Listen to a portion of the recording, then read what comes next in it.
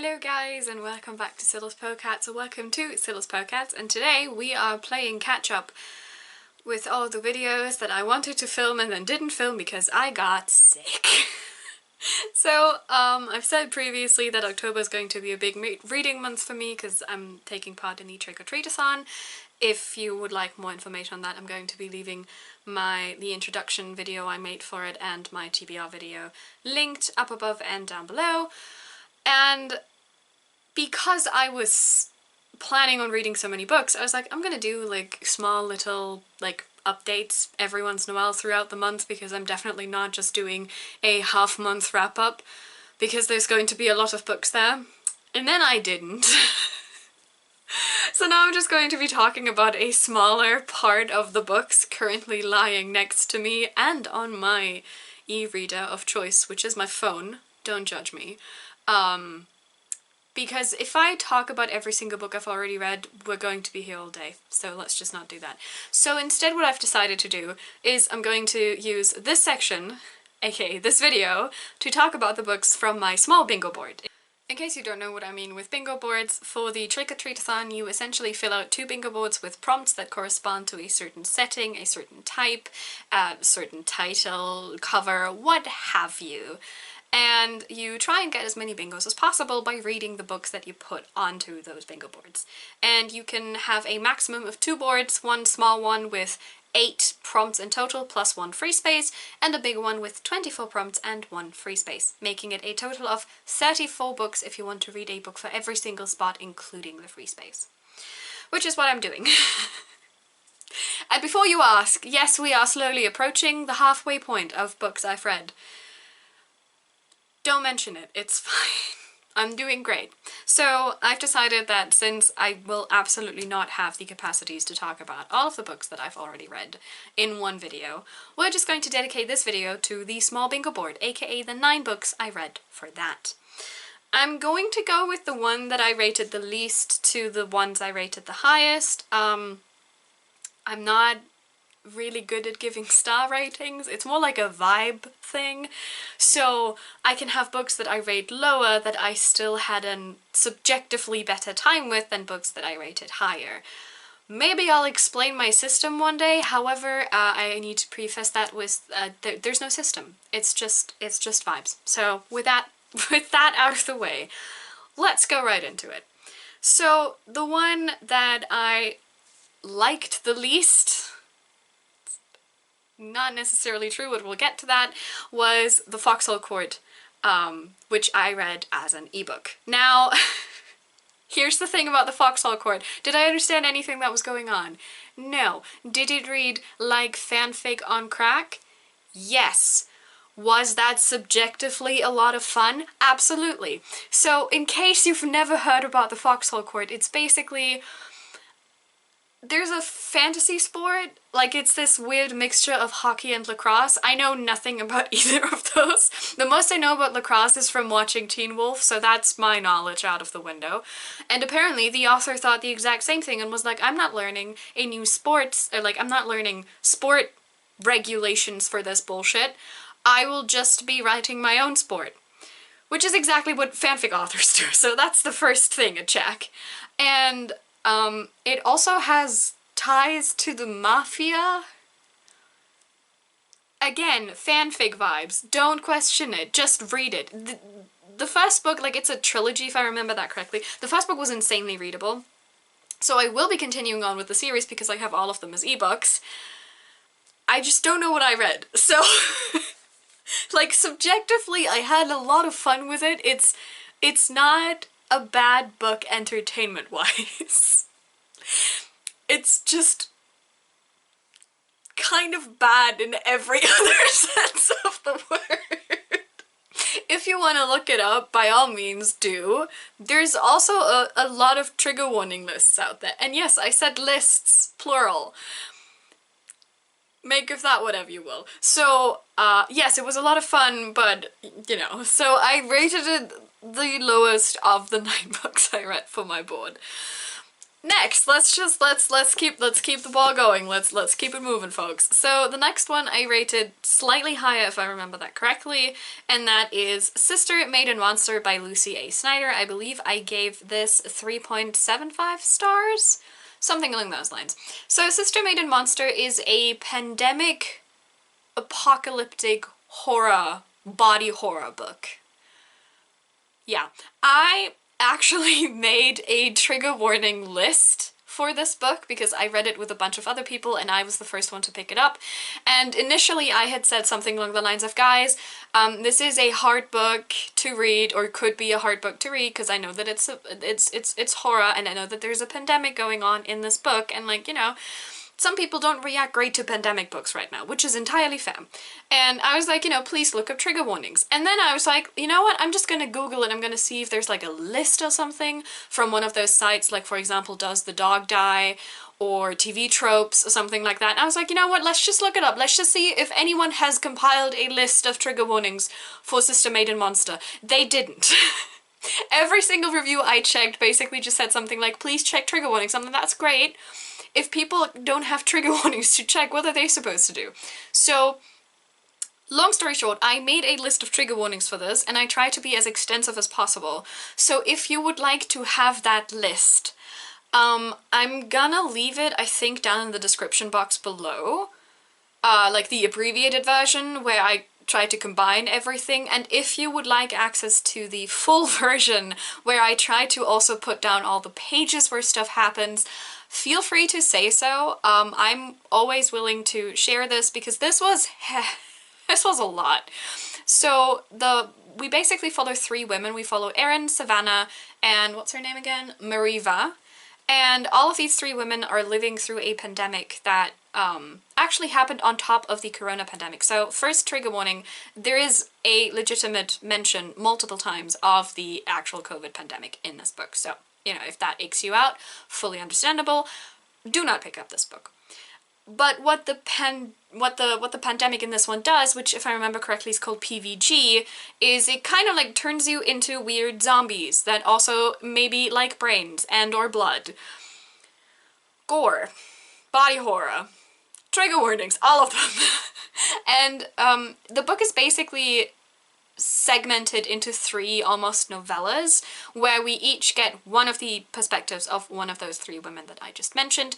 Erin, who gets infected by the PVG virus and is kind of like the gateway for us into understanding what's actually going on. Savannah, a BDSM switch, professional BDSM switch, who gets turned on when she kills people. So that's a whole thing. And Mariva's storyline, which was a whole other level of interesting things happening.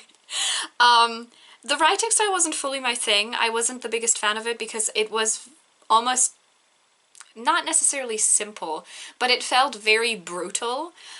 This book, to me, felt like one of those, like, splatter movies that you watch and you're having a good time with it, even though you know objectively that it's maybe not the best thing to have ever been conceived, but you had a good time with it, so you would recommend it to other people with a similar taste. That's what Sister, Maid and Monster did for me. It wasn't necessarily a deep dive into psychological issues that people might have when being faced with a pandemic, which I think is a bit sad because I would have liked that, especially since we got those three women talking about it. It was just a lot of body horror and eldritch monsters taking over the planet, basically. So if that's your thing, I do recommend Sister, Maid and Monster, and if you would still like to check out the trigger warnings, which I fully understand and also support, especially for extreme horror books, I'm going to be leaving those, or well, my abbreviated version of those, down in the description box below. So you can check it out and you can decide if you feel safe enough to pick this book up, or if you would just not, both of which are totally fine. So that's Sister, Maid and Monster for you. Oh, it's also hella queer. It's very, very queer, so that's nice. You know, we like queer horror.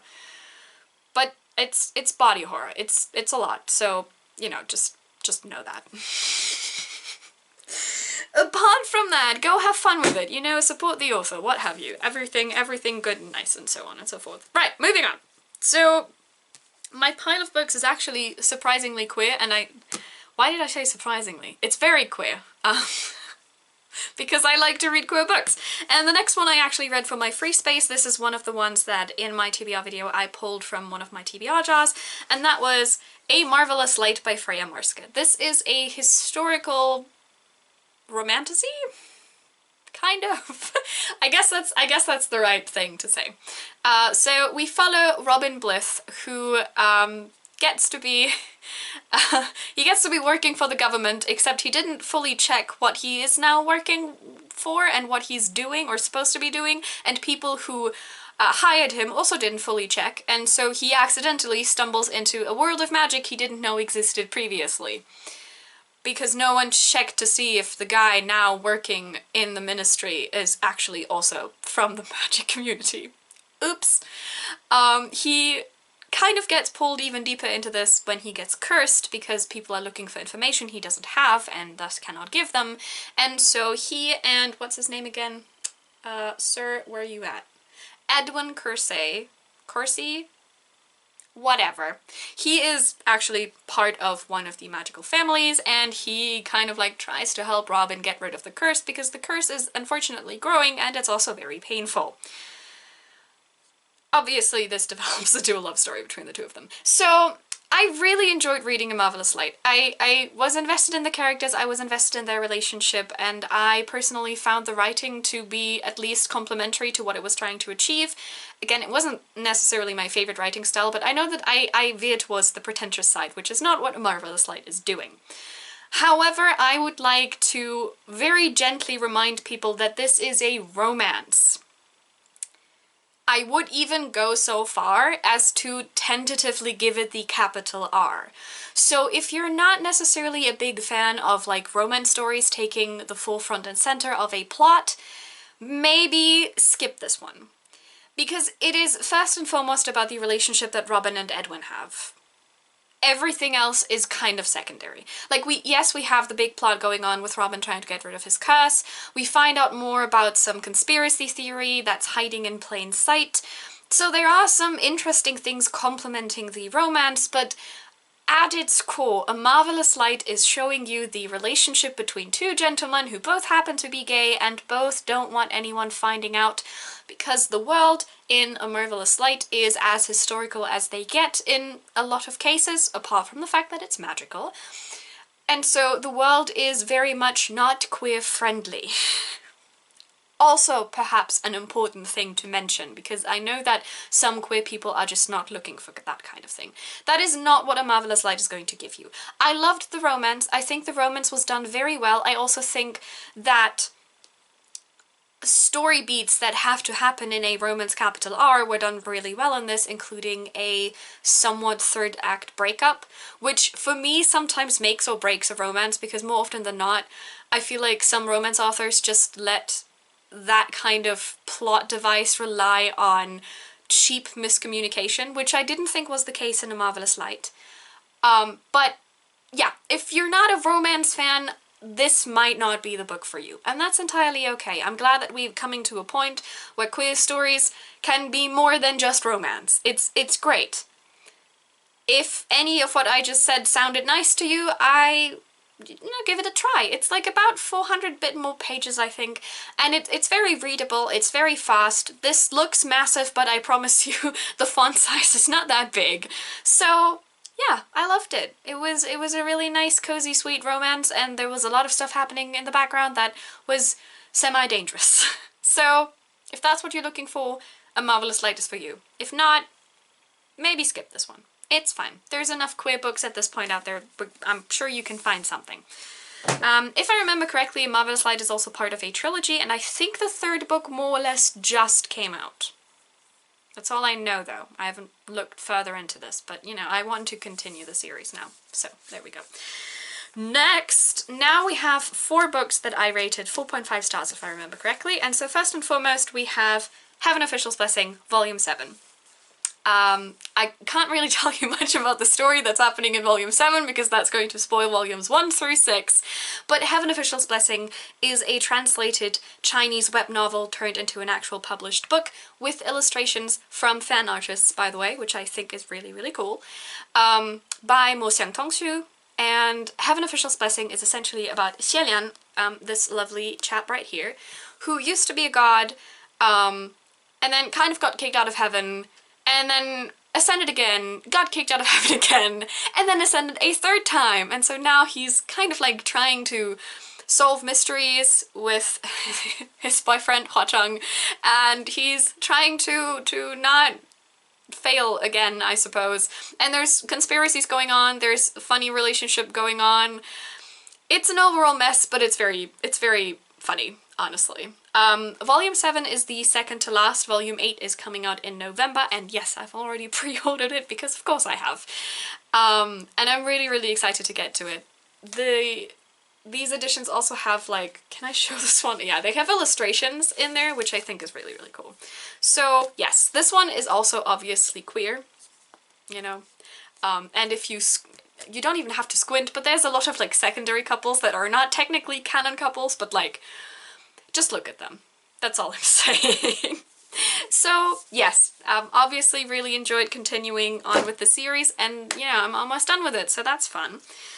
Another series I continued, but I'm definitely not done with, are volumes, how am I holding these? Right, 2 to 4 of Dorohedoro by Hayashida Q. This is a manga series. I'm just gonna hold up the one that I like the most, which just so happens to be this one. Okay, there we go.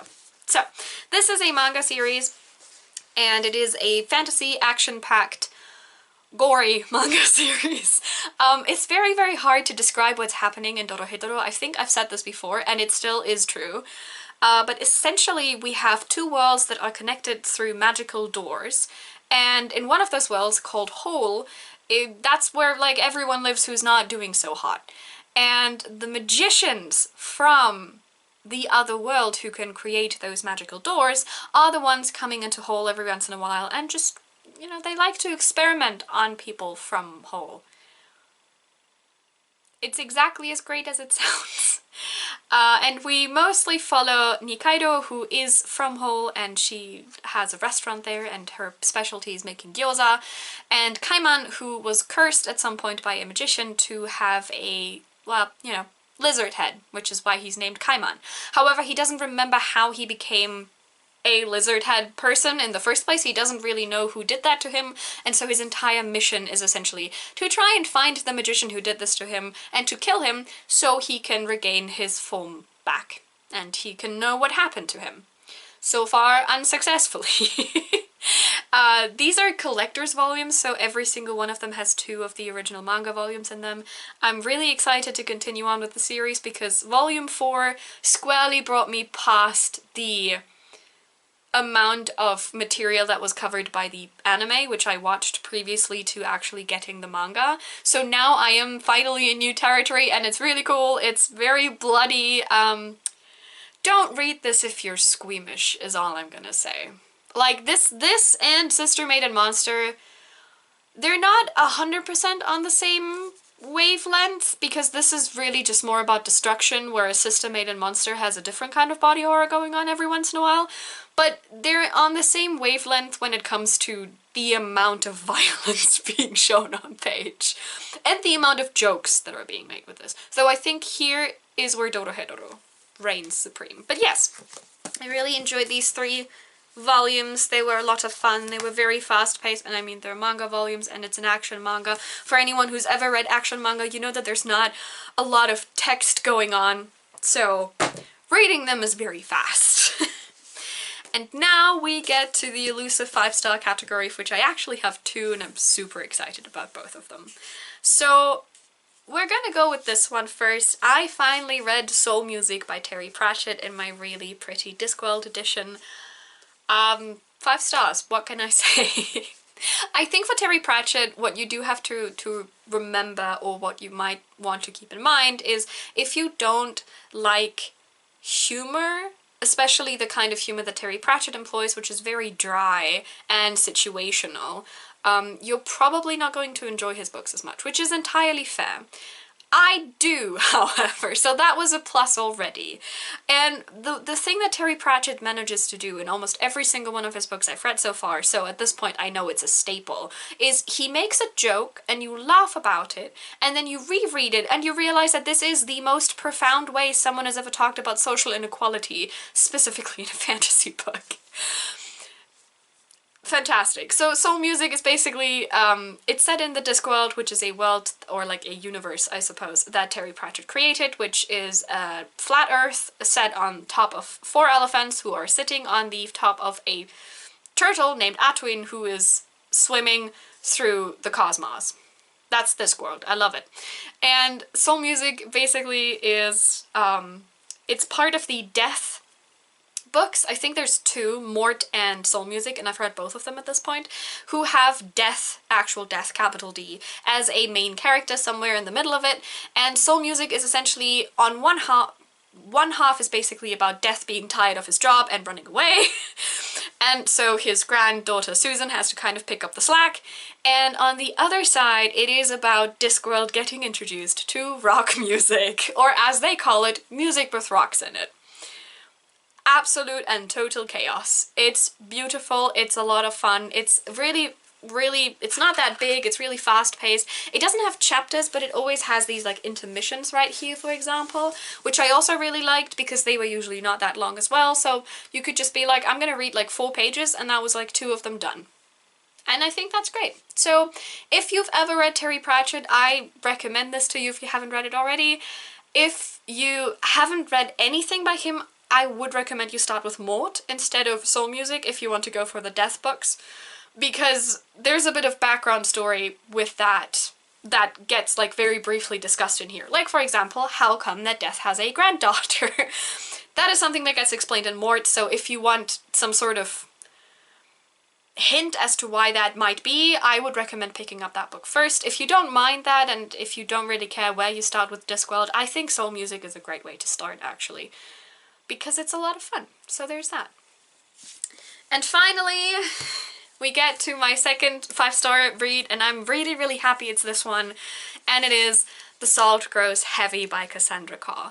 So, I wasn't necessarily expecting it. Hear me out. I am very critical, and I think I've said this again, but I will say it as often as I have to because I think this is actually really important for judging books. I am very critical of short fiction because I feel like it is incredibly hard to nail short fiction because you not just have to pay attention to what you're putting into the book, but you also have to pay attention to what you don't put into the book. Like, how much do you trust your reader to pick up on certain things? Are you just going to look at your story and be like, if I snip off certain parts, it's going to be fine? Or are you really trying to make the short format work for you as much as possible? The Salt Grows Heavy has how many pages? 120. That's not a lot of pages, especially because the writing is still, the font is relatively big. It's really not long. It looks incredibly tiny in my hands, and I absolutely loved it. The writing style is the exact kind of elusive, almost purple prose I personally am looking for. I know that this is a turn-off for some people, so in case you're one of those, maybe don't pick up this one. Just a hint. It's very much reliant on vibes versus you actually knowing what's going on, which I love. I'm a big fan of that.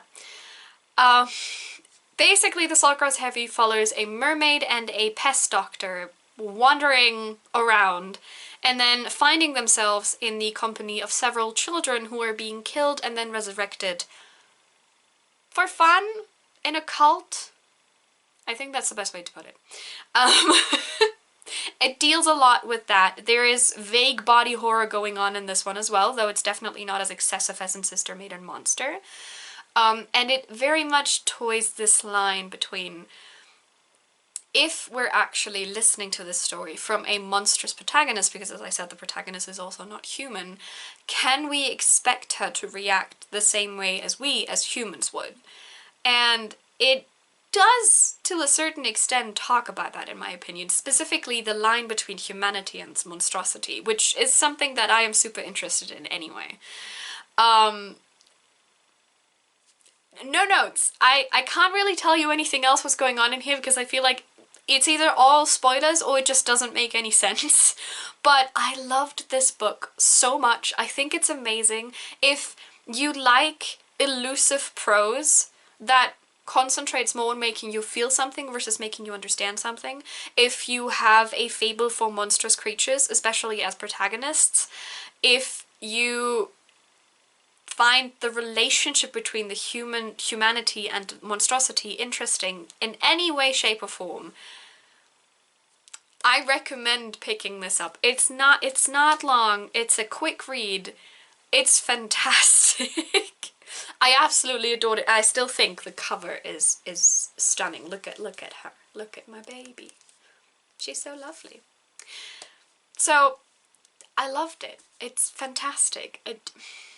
I don't know what else to say except that it is legitimately the best book I've read for my small bingo. Like, no offense to Terry Pratchett, no offense to soul music, it was a fantastic read, but this is exactly what I'm looking for. So, both on an objective and a subjective scale, in my opinion, this is a 5 out of 5. So, you know, take it or leave it, I suppose.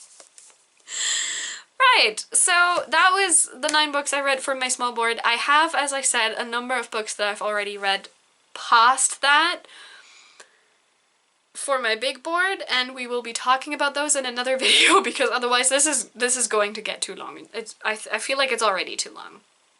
So I hope you enjoyed this. I'm very sorry again for the somewhat longer hiatus because I got sick and then every single piece of motivation I could possibly have left my entire body.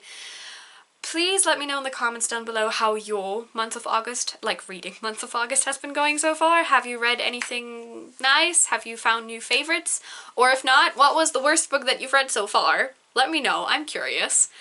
And also let me know if you've read any of the books that I've already talked about and if you liked them or not, if you would agree with my assessment, if you would disagree with my assessment, and why. As always, I hope that you have a nice reading month and reading experience yourself, and hope that you will continue having a nice reading experience, and I will see you soon.